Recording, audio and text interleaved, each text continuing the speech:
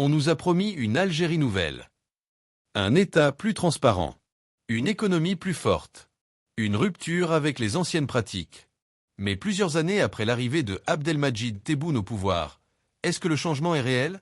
Ou est-ce que nous avons assisté à l'une des stratégies de communication politique les plus efficaces de ces dernières années?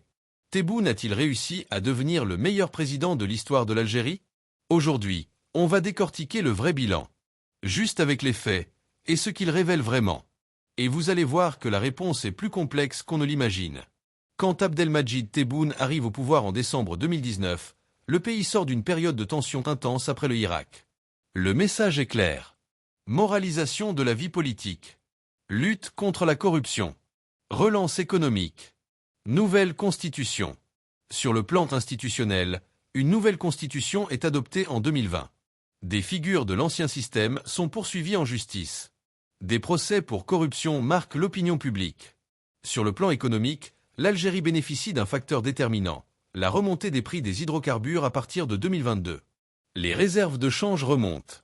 Les finances publiques respirent. Des mesures sociales sont mises en avant. Allocation chômage. Augmentation des salaires et des pensions. Soutien à certains secteurs productifs. Vu de loin, le tableau semble cohérent. Mais la question n'est pas seulement « qu'est-ce qui a été fait ?»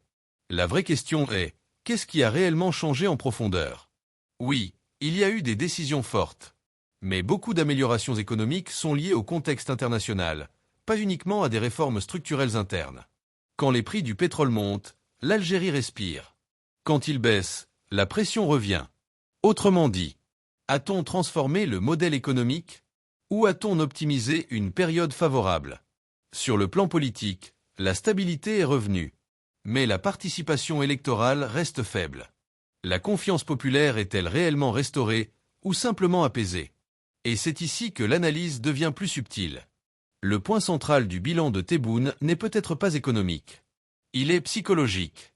Après 2019, l'Algérie avait besoin de stabilité.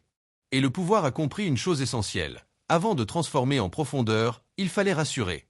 Le discours présidentiel s'est construit autour de 3 piliers. Souveraineté nationale. Stabilité institutionnelle. Protection sociale. Ce triptyque parle directement à la mémoire collective. Résultat, même sans révolution économique spectaculaire, le climat général s'est stabilisé. Mais voilà le cœur du débat. Est-ce que stabiliser suffit? Ou est-ce que l'Algérie avait besoin d'une transformation plus radicale? Parce que derrière la communication maîtrisée, certains défis restent entiers. Diversification économique encore limitée. Dépendance aux hydrocarbures. Défis liés à l'investissement privé. Question de la participation citoyenne. Le bilan devient donc nuancé. Tebboune a-t-il échoué? Non. A-t-il totalement transformé le système? Pas encore. Son mandat ressemble davantage à une phase de consolidation qu'à une rupture historique. Le vrai bilan ne peut pas être résumé en noir ou blanc. Il y a eu des avancées réelles. Il y a eu une stabilisation incontestable. Mais la transformation structurelle profonde reste un chantier ouvert. La question maintenant n'est plus « qu'a-t-il fait ?» La vraie question est « est-ce suffisant pour préparer l'Algérie aux 10 prochaines années ?» Si cette analyse vous a apporté un éclairage différent, partagez votre point de vue en commentaire.